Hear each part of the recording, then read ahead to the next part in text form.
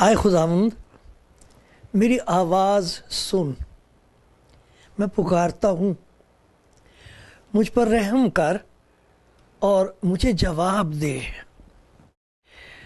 جب تو نے فرمایا کہ میرے دیدار کے طالب ہو تو میرے دل نے تجھ سے کہا، آئے خداوند، میں تیرے دیدار کا طالب رہوں گا، مجھ سے روپوش نہ ہو، اپنے بندے کو قہر سے نہ نکال۔ تو میرا مددگار رہا ہے، نہ مجھے ترک کر، نہ مجھے چھوڑ، آئے میرے نجات دینے والے خدا۔ جب میرا باپ اور میری ماں مجھے چھوڑ دیں تو خداوند مجھے سنبھال لے گا۔ ہائے خداوند، مجھے اپنی راہ بتا، میرے دشمنوں کے سبب سے مجھے ہموار راستے پر چلا،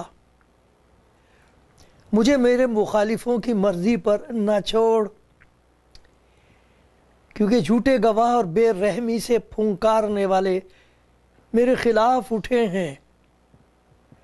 اگر مجھے یقین نہ ہوتا کہ زندوں کی زمین میں خداوند کے احسان کو دیکھوں گا تو مجھے غش آ جاتا۔ خداوند کی آس رکھ، مضبوط ہو، تیرا دل قوی ہو، ہاں خداوند ہی کی آس رکھ۔ آپ سب کے لیے خدا کا شکر گزار ہوں،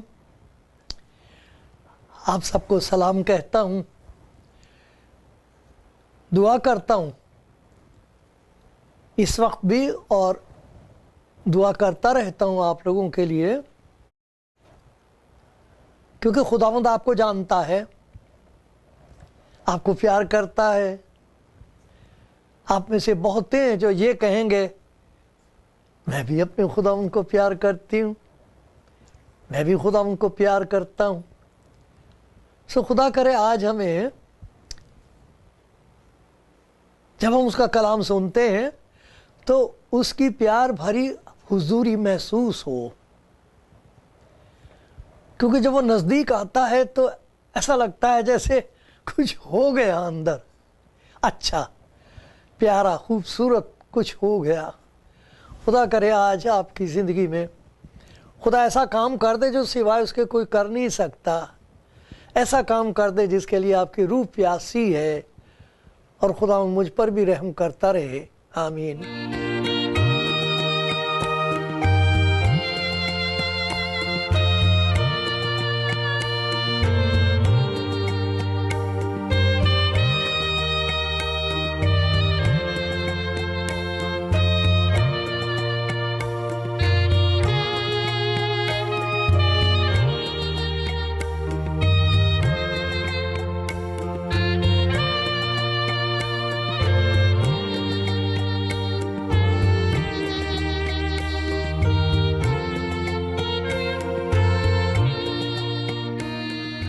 خدا کا پھر سے شکر کرتا ہوں آپ سب کے لیے جو میرے ساتھ شامل ہیں اس خدا کے پیار کی محفل میں، جس کو نام دیا گیا ہے کلام زندگی۔ جب ہم خدا کا وہ کلام سنتے ہیں جس میں زندگی ہے اور زبردست طاقت ہے اس کے کلام میں، جو انسان کی سمجھ سے باہر ہے، اس کلام کی خدمت جو خداوند نے مجھے بخشی ہے اس کے لیے اس کا شکر گزار ہوں، اور محتاج ہوں اس بات کا کہ وہ آج پھر مجھ پر رحم کرے، تاکہ میری زبان سے وہ باتیں نکلیں جو فضل سے بھری ہوئی، خدا کے پیار سے بھری ہوئی، امید سے بھری ہوئی ہوں، اور ہر سننے والے کی ضرورت کے مطابق ہوں، موافق ہوں۔ خدا رحم کرے ہم سب پر۔ خدا کے کلام کی جو بات آج ہم سننے جا رہے ہیں اس کا تعلق گواہی سے ہے۔ جیسے میں ہمیشہ عرض کیا کرتا ہوں کہ میں گواہیاں سنتا ہوں، بہنوں کی، بھائیوں کی، اور وہ ایک طور پر میری روح کی خوراک ہے، میرے ایمان کے لیے وہ بہت ضروری ہیں۔ میں جاننا چاہتا ہوں کہ خدا کا پاک روح ان دنوں میں کیا کیا عجیب کام کر رہا ہے لوگوں کی زندگی میں، کیسے کیسے حیرت انگیز کام ہو رہے ہیں۔ تو یہ وہ کام نہیں ہے جو صرف شاگردوں کی زندگی میں ہوئے، شاگردوں کے وسیلے سے ہوئے، یا جب خداوند یسوع اس زمین پر چلتا پھرتا تھا اس وقت ہوئے۔ ایسا نہیں ہے۔ اس نے کہا تھا کہ دیکھو میں دنیا کے آخر تک ہمیشہ تمہارے ساتھ ہوں۔ وہ تھا، وہ ہے، وہ ہمیشہ تک رہے گا، اور اس پر توکل کرنے والے، اس پر بھروسہ کرنے والے یہ گواہی دیتے ہیں۔ میں نے اس پر توکل کیا اور جو کچھ اس نے میری زندگی میں کر دیا وہ تعجب انگیز ہے۔ میں نے اس پر بھروسہ کیا، میری آتما کو اس نے اپنے بھنڈار میں سے دیا ہے۔ تو خدا کا شکر ہے ان سب کے لیے جو گواہی دیتے ہیں، طرح طرح کی گواہی دیتے ہیں۔ ہر قسم کی گواہی سے مجھے برکت ملتی ہے، اور مجھے یقین ہے بہت لوگوں کو برکت ملے گی، کیونکہ خداوند یسوع مسیح نے یہی کہا تھا کہ جب روح القدس تم پر نازل ہوگا، اعمال کی کتاب کا 1 باب اور 8ویں آیت ہے یہ،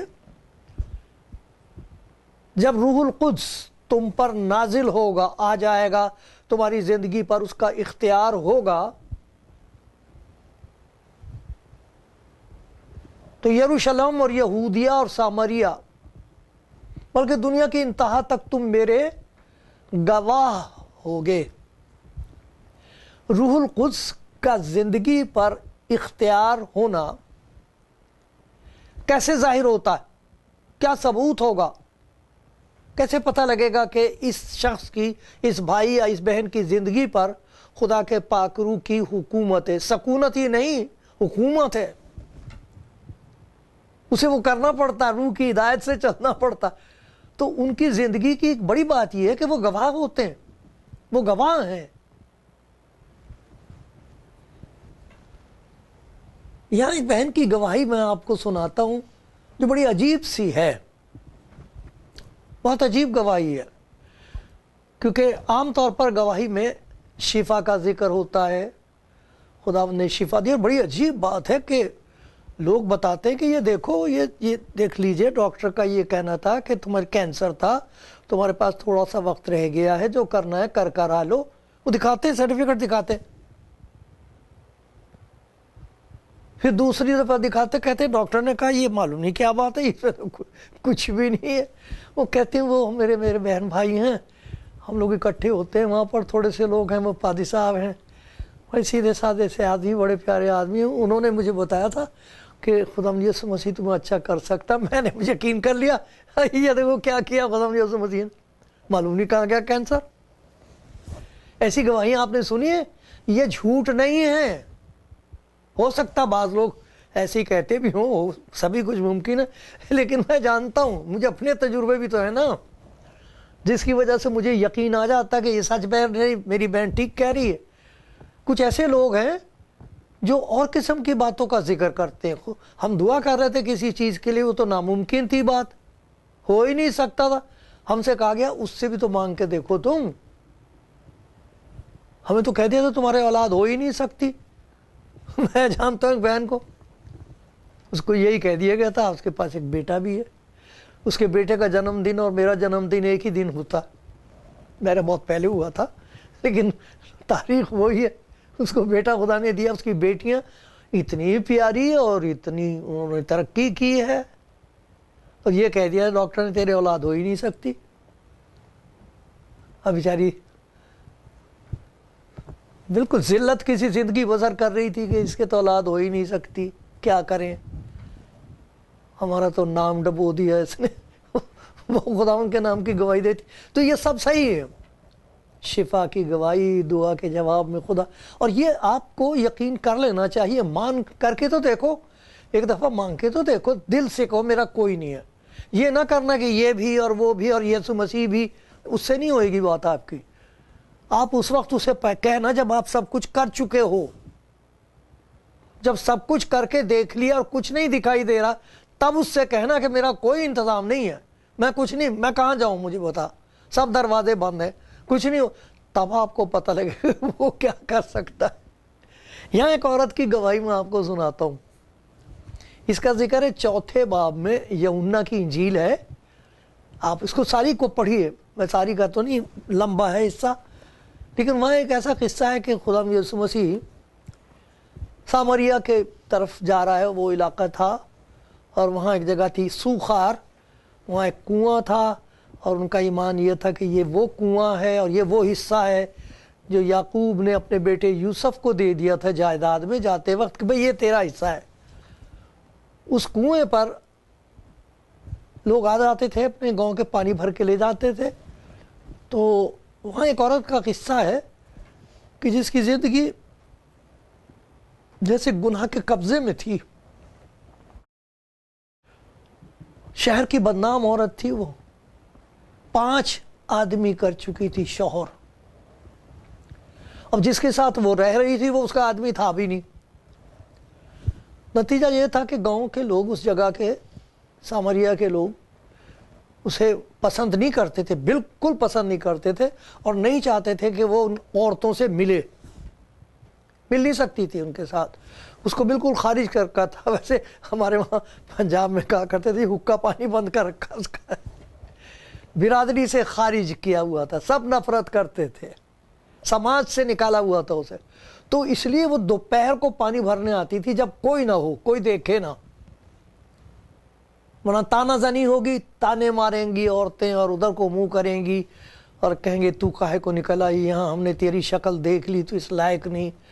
اس کے مارے وہ بیچاری دوپہر کو آیا کرتی تھی پانی بھرنے. اور بڑی عجیب بات یہ ہے کہ خداوند یسوع مسیح نے اپنے شاگردوں سے کہا ہمیں سامریہ سے ہو کر جانا. سامریہ سے؟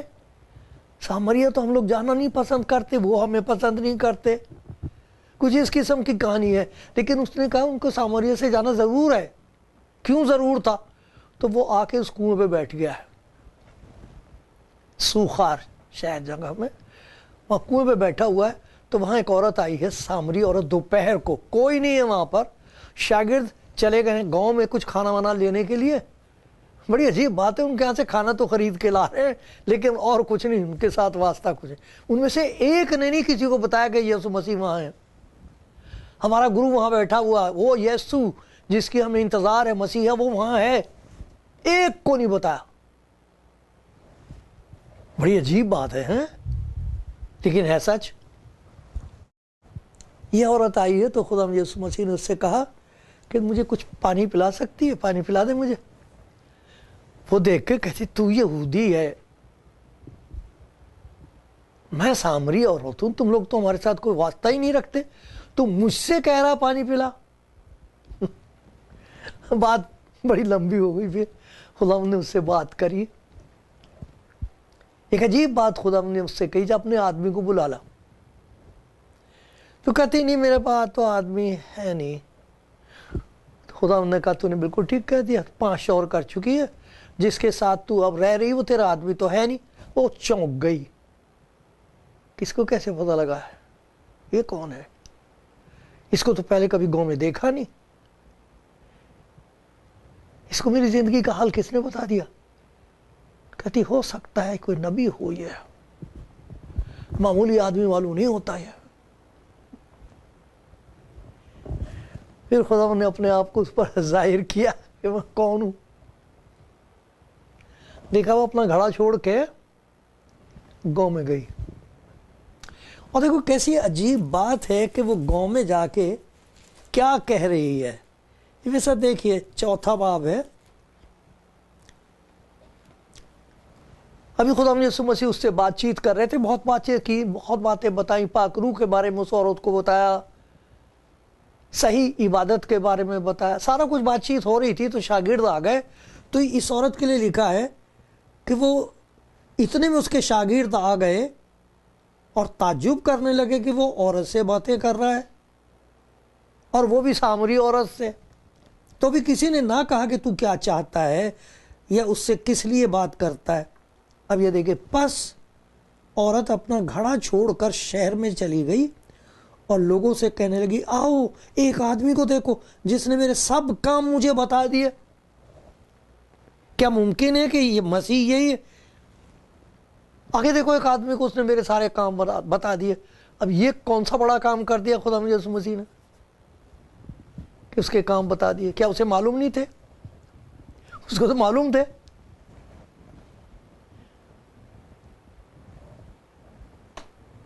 کیا شہر کے لوگوں کو معلوم نہیں تھے؟ سب کو معلوم تھے. کوئی کہہ سکتا تھا اپنی بے وقوفی میں، یہ کہہ سکتا تھا کون سے کام بتا دیے بھائی، ہمیں بتا کون سا نیا کام کیا تو نے جو ہمیں نہیں معلوم.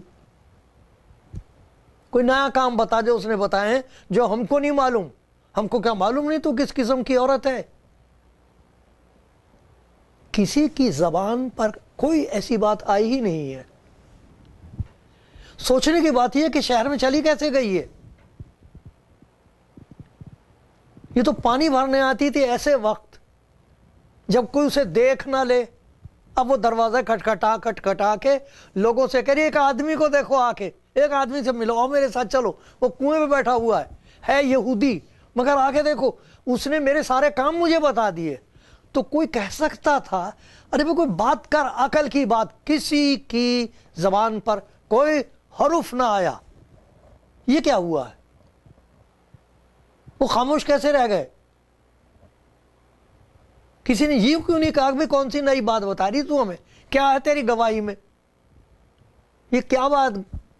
اس میں کوئی بڑی بات ہوئی ہے کہ ہم آ کے اسے بات کیا ہوئی ہے جس کی وجہ سے سب کے منہ بند ہیں، اعتراض کرنے والے خاموش ہیں؟ دیکھو ایسا ہوتا ہے کہ جب کوئی انسان، گناہگار انسان، ہم سبھی گناہگار ہیں، دوسرے گناہگار کے گناہوں پر انگلی رکھے، اسے بتائے، تو وہ زخم گہرے ہو جاتے ہیں اور گہرے ہو جاتے ہیں. لیکن جب خداوند بات کرتا ہے وہ تو زخم غائب ہو جاتے ہیں. یہ فرق ہے. ایک دفعہ ایک اور عورت کو پکڑ لائے تھے خدا یسوع مسیح کے پاس. کہنے لگے اسے یہ عین وقت پر پکڑی گئی ہے تو ہم اپنی شریعت کے مطابق اس کے پتھر مار مار کے اس کی جان نکالیں گے، اسے مار دیں گے، اس کا پتھراؤ کرنے کے لیے ہم کو کہا گیا ہے. تو کیا کہتا ہے؟ خداوند نے کہا مارو پتھر، ٹھیک ہے اس نے گناہ کیا، لیکن پہلا پتھر وہ مارے جس نے گناہ نہیں کیا. اب بتاؤ، گناہگار کو مار رہے ہیں. یہی تو ہو رہا دنیا میں.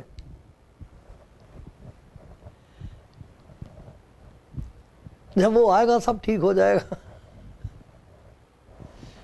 ان میں سے کسی کی ہمت نہ ہوئی اس عورت کے پتھر مارنے کی. یہاں کسی کا منہ نہیں کھلا. اس نے میرے سارے کام بتا دیے. کسی کے منہ سے یہ نہیں نکلا کہ ہم کو معلوم ہے تیرے گناہ.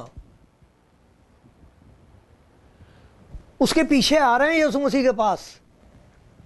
یہ کیا معجزہ ہوا ہے کہ اس کی گواہی میں اتنی زبردست قوت ہے، کشش ہے، آکرشن ہے، کھچاؤ ہے کہ وہی لوگ جو اس پر اعتراض کرتے تھے اور اپنی بچوں کو، لڑکیوں کو کہتے تھے خبردار جو اس کے ساتھ کوئی تعلق رکھا، وہ اس کی گواہی سن کے وہاں آ رہے ہیں یسوع مسیح کو دیکھنے کے لیے. شاگردوں کی زبان بند ہے، انہوں نے نہیں کہا، کسی کو کچھ نہیں بتایا. یہ عورت اس قسم کی اس کی حالت ہے، شہوت کے قبضے میں ہے یا مجبوری ہے، مجھے معلوم نہیں، لیکن جو کچھ اس نے کیا ہے وہ جانتی ہے. جو کچھ اس نے کیا سارا شہر جانتا ہے، خداوند یسوع جانتا ہے. لیکن جب اس نے ذکر کیا ہے کہ اپنے آدمی کو بلا لا، اور اس نے اقرار کیا ہے،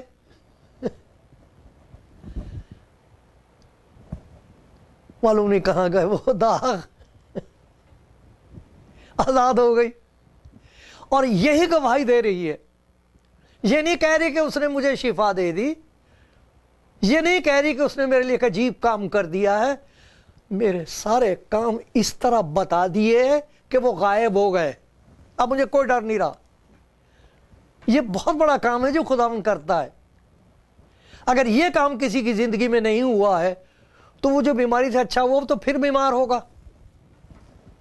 جس کی ایک مصیبت اب گئی ہے، پھر دوسری مصیبت تیار ہے، وہ آ جائے گی۔ ہو سکتا لڑکا تو پیدا ہو گیا لیکن وہ لڑکا ناک میں دم کر کے رکھے گا۔ لیکن یہ کیا چیز ہے کہ جس کے گناہ پر خداوند انگلی رکھ دے اور وہ داغی جاتا رہے، وہ دردی غائب ہو جائے، اس کا نام و نشان ہی مٹ جائے۔ ایسا ہوتا ہے؟ بے شک خدا کا کلام آپ کو میں پڑھ کے سناتا ہوں۔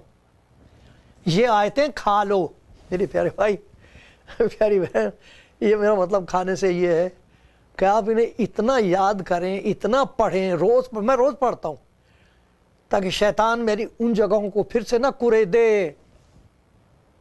وہ یاد دلاتا، اس کا کام یہی ہے۔ دیکھو سناتا ہوں آپ کو پڑھ کے، یہ بڑی اچھی لگتی مجھے یہ آیت۔ زبور 22 ہے، 22واں زبور، اس کی پہلی 2 آیتیں۔ وہ تو سارا زبور ہی بہت پیارا ہے، سارے زبور پیارے، خدا کا کلام سب پیارا ہی پیارا ہے۔ مجھے کسی نے بتایا، میرے پاپا کہا کرتے تھے، وہ بھی پرچار کرتے تھے، کہ خدا کا کلام تو میٹھی روٹی ہے، ادھر سے کھاؤ تو میٹھی، ادھر سے کھاؤ تو میٹھی، اوپر سے کھاؤ تو میٹھی، نیچے سے تو میٹھی روٹی ہے۔ ارے ہر جگہ خدا کے کلام میں خوراک ہے۔ اسی لیے تو وہ کہتا ہے، تیرے منہ کا کلام، تیرے منہ کی شریعت میرے لیے سونے چاندی کے ہزاروں سکوں سے بہتر ہے۔ اب دیکھو کیا بات ہو رہی ہے یہاں پہ۔ زبور 32، مبارک ہے وہ جس کی خطا بخشی گئی، جس کا گناہ ڈھانکا گیا، جس کی بدکاری کو خداوند حساب میں نہیں لاتا۔ یہ ہوا اس میری پیاری بہن کے ساتھ، جا کے بتا رہی ہے، ارے میرے سارے گناہ اس نے ایسے دکھائے کہ اب وہ دیکھ نہیں سکو گے تم کبھی، ایسے دکھا دیے مجھے کہ وہ خدا کی نظر سے غائب ہو گئے میرے گناہ۔ یہ کیا کرتا ہے خداوند یسوع؟ کیسا مبارک ہے وہ شخص، وہ گناہگار جو اس کے پاس آ کے کہہ دے میں گناہگار ہوں۔ مبارک ہے وہ، اسے خداوند کہتا ہے تو مبارک ہے میری بیٹی، میرے بیٹے تو مبارک ہے۔ مبارک ہے وہ جس کی خطا بخشی گئی، جس کا گناہ ڈھانکا گیا۔ ہم چھپاتے ہیں اسے اپنی راست بازی سے، خداوند یسوع اپنے اسے خون سے چھپا دیتا ہے۔ مبارک ہے وہ جس کی خطا بخشی گئی، جس کا گناہ ڈھانکا گیا، اور جس کی بدکاری کو خداوند حساب میں نہیں لاتا۔ یہ ہوا اس عورت کی زندگی میں۔ ایک اور آیت میں آپ کو سناتا ہوں پڑھ کے، حزقیل نبی کی کتاب ہے، حزقیل نبی کی کتاب ہے، اور اس کا 33واں باب ہے۔ حزقیل 33واں باب ہے، اور 10ویں اور 11ویں آیت میں پڑھ رہا ہوں۔ آئے آدمزاد، تو بنی اسرائیل سے کہے کہ تم یوں کہتے ہو کہ فی الحقیقت ہماری خطائیں اور ہمارے گناہ ہم پر ہیں، اور ہم اس میں گھلتے رہتے، پس ہم کیوں کر زندہ رہیں گے؟ تو ان سے یوں تو ان سے کہہ دے، خداوند فرماتا مجھے اپنی حیات کی قسم، شریر کے مرنے میں مجھے کچھ خوشی نہیں، بلکہ اس میں کہ شریر اپنی راہ سے باز آئے اور زندہ رہے۔ بڑا خوش ہوتا ہے خدا گناہوں سے نجات دے کے۔ ایک اور بڑی پیاری آیت ہے، یسایہ 33، اس کی 25 آیت، یہ مجھے بہت پیاری لگتی ہے، میری زندگی کا سہارا ہے یہ، آپ بھی کھا لو اسے۔ میں اس لیے یوں کر کے پڑھتا ہوں تاکہ آپ دیکھو کہ ایسی میں یہ بات گھڑ نہیں رہا، یہ لکھی ہوئی ہے۔ کہتا ہے میں ہی وہ ہوں، 43 باب اس کی 25، میں ہی وہ ہوں جو اپنے نام کی خاطر، تیرے کام کی خاطر نہیں، میں ہی وہ ہوں جو اپنے نام کی خاطر تیرے گناہوں کو مٹاتا ہوں، اور میں تیری خطاؤں کو یاد نہیں رکھوں گا۔ اس عورت کو یسوع مسیح سے ملنے سے پہلے سب یاد تھا، اس کے ڈر کی وجہ سے मुंह नहीं दिखा सकती थी, शर्मिंदा थी, डरी हुई थी, मजबूर और लाचार और जकड़ी हुई थी। क्या हो गया? खुदावन ने उस जगह उंगली रख दी जो हमेशा उसे दुख देती थी, उसके ज़मीर के उस हिस्से पर उंगली रख दी जहां शर्मिंदगी ही शर्मिंदगी थी, नाउमीदी थी, दर्द था, खौफ था। अरे देखो उसने मेरे सारे काम बता दिए। तो क्या बड़ा काम कर दिया? ऐसे बता दिए कि अब खुदा को याद नहीं रहे। कर लो उसके प्यार का यकीन मेरे भाई, मेरी बहन। कह दो उससे, अगर वो आपके जख्म पर उंगली रखे तो इसलिए नहीं है कि कुरेदे और वो गहरे हो जाएं। इंसान ऐसे करता है।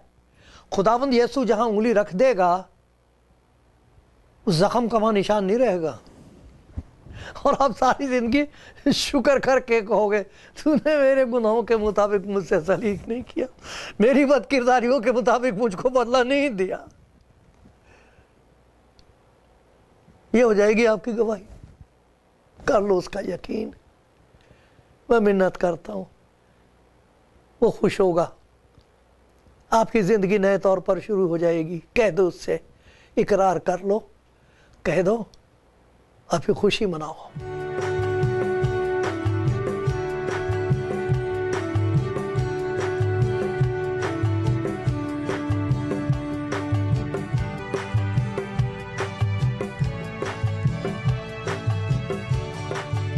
प्यारे भाइयों, प्यारी बहनों, खुदावंद के बंदो, चाहे कहीं भी आप हैं, किसी हालत में हैं, खुदा से दूर हो गए हैं, खुदा के नज़दीक बढ़ते जा रहे हैं, ये बात भूलनी नहीं चाहिए कि पाक रूह हमेशा हमारी ज़िंदगी अंदर से धोता रहता है, दिखाता रहता है। अगर कोई बुरी बात आ जाए अंदर, कोई दाग, कोई धब्बा आ जाए तो वो दिखा देता है। और मुबारक है वो जो खुदा के पाक रूह की आवाज़ सुनकर बेचैन हो जाए उस गुनाह की वजह से जो जिंदगी में आ गया है।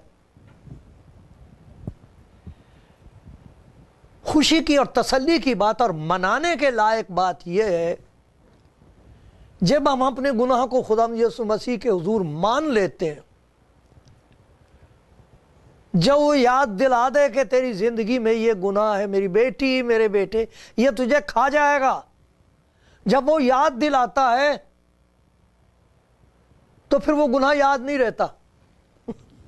खुदा कहता है कि मुझे याद नहीं रहा। बड़ा प्यारा ज़बूर मैं रोज पढ़ता हूं। आए मेरी जान खुदा उनको मुबारक कहे, जो कुछ मुझ में है उसके कुद्दूस नाम को मुबारक कहे। आए मेरी जान खुदावंद को मुबारक कहे, उसकी किसी नेमत को फरामोश न कर, वो तेरी सारी बदकारी को बख्शता है। सारी बदकारी वो तेरी सारी बदकारी को बख्शता है, वो तुझे तमाम बीमारियों से शिफा देता है, तेरे सब्र शफकत और रहमत का ताज रखता है। और आगे चल के कहता है खुदा तेरा शुक्र हो, तूने हमारे गुनाहों के, मैं ये कहता हूँ खुदा तूने मेरे गुनाहों के मुताबिक मुझसे सलूक नहीं किया, मेरी बदकारियों के मुताबिक मुझको बदला नहीं दिया, बल्कि जैसे बाप अपने बेटों पर तरस खाता है वैसे ही आए खुदा तूने मुझ पर तरस खाया। मैं आंसू पी रहा था, तूने तरस खाया। उसके नाम की जय और सिताइश हो। पढ़ना आप ज़बूर 103, खुदा के हुजूर शुक्रगुजारी के गीत गाना। उसने हमारी खताएं लिखा पीठ के पीछे फेंक दी, जैसे पूरा पश्चिम से दूर है वैसे ही उसने हमारी खताएं हमसे दूर कर दी। यही तो वो चीज़ है जिसकी ज़रूरत है, और यही तो वो काम है जो खुदा ने यीशु मसीह के वसीले से किया है मेरे लिए, आपके लिए।